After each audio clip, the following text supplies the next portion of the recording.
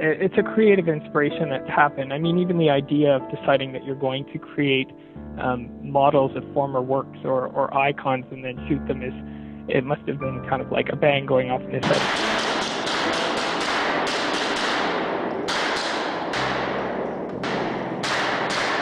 My initial reaction was, I think, to be kind of shocked and outraged.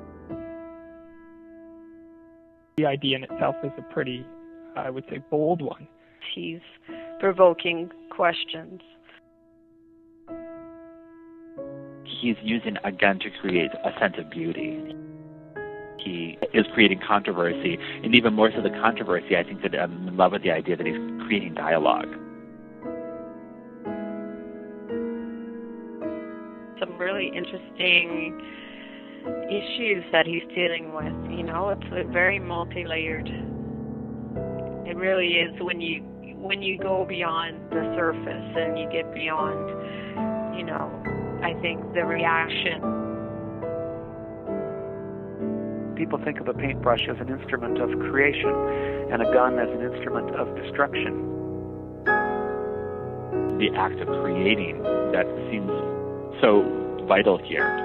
Guns are probably more prevalent these days than paintbrushes. More people probably hold a gun in their hand than hold a paintbrush in their hand. And I think Victor's just acknowledging that we live in a gun-heavy culture. To take the gun and use it in an old way, to use it for an old purpose, to use it for something that somebody else would use a paintbrush for, it just makes it a current act.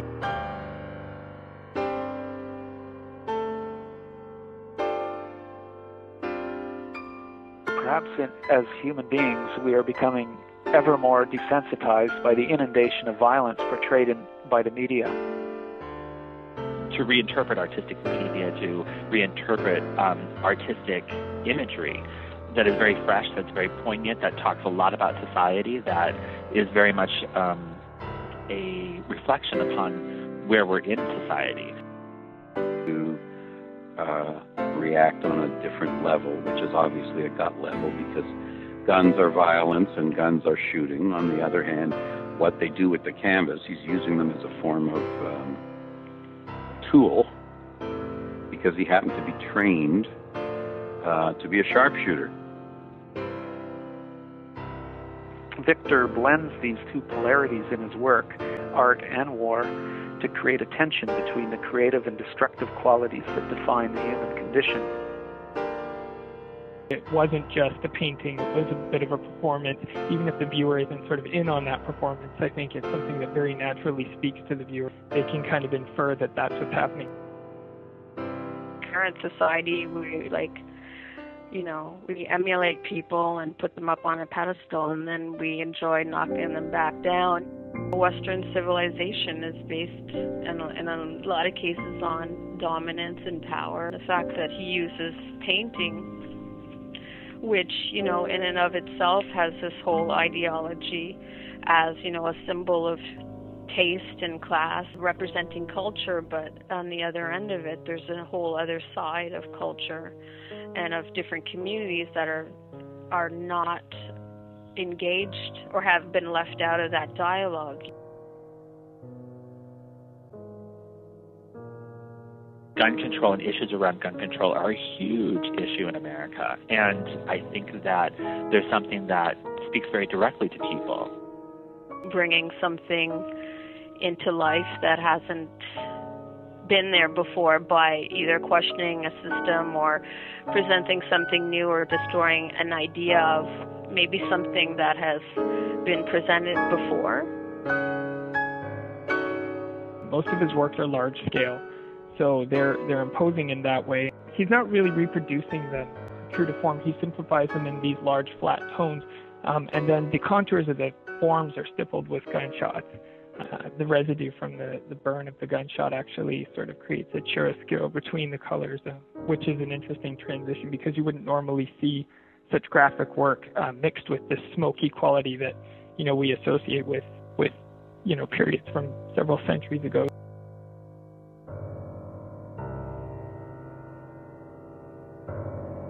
It's just another version of action painting, which Jackson Pollock started back in the 40s when he was dripping stuff onto canvas.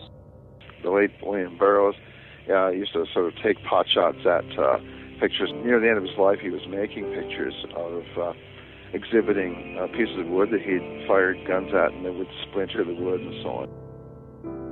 Oh, it's right up there with some of those famous ones that have always upset the haute bourgeoisie, the piss Christ and the stuff with excrement.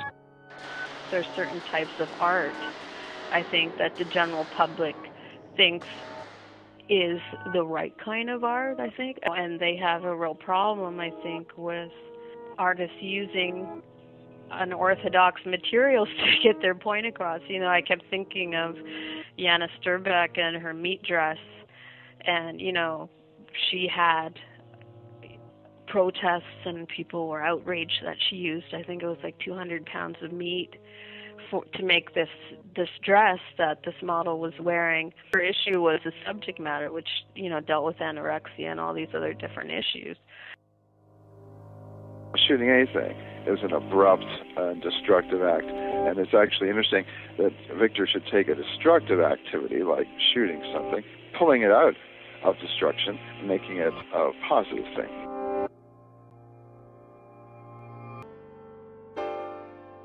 In the visual arts, I'm reminded of how the Mexican artist Diego Rivera often carried a gun while painting because his art was capable of inciting a violent reaction.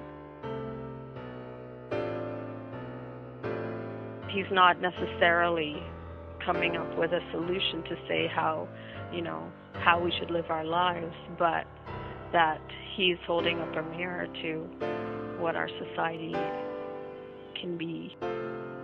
Definitely think that it's right alongside so many of the current contemporary art. The borrowing of these images from other sources and the reinterpretation of those things using modern, fresh ideas. I think it's exactly what Viktor is doing.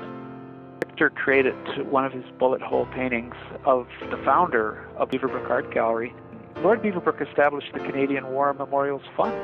During World War II, Churchill got Beaverbrook and appointed him Minister of Aircraft Production and later Minister of Supply. There's something very campy, something very upbeat about Viktor's art that one can see in the Beaverbrook portrait. Beaverbrook is sitting in a big, comfortable chair with a beaver on one of the arms, and he's stroking the beaver. And it creates a new interpretation of Lord Beaverbrook, who is a very important Canadian who contributed a lot, certainly to New Brunswick, but to Canada and to Canada's colorful history. His approach is playful, and when he is serious, the tone is often mystic. It is strange, though, to think of paintings of Christian religious figures being shot with bullet holes as being mystic, but they are.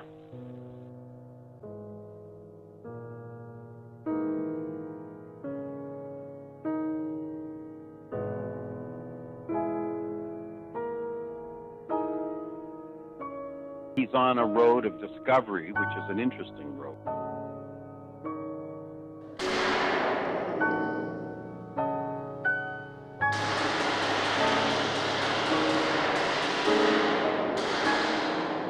They have a sort of spontaneity about them, which is either engaging or disturbing, depending on how you feel about things like that.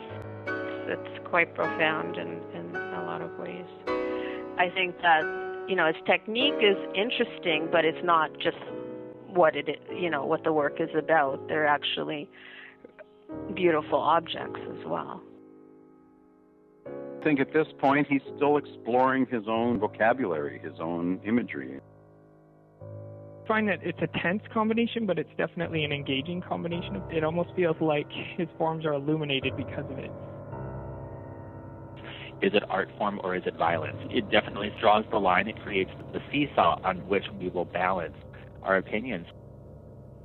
Wallace Stevens talks about decreation, where the artist goes through the creative process, ultimately reaching a point where the powers of deconstruction are stronger than those of creative construction. Many artists' work, or even the artists themselves, are accused of this at the time their art is presented. But I don't think These bold paintings of Mitic are in danger of this. Art or war causes us to pause and think about the violent culture we live in. Art or war, creation or destruction, in this sense, is one of the great existential questions of all time.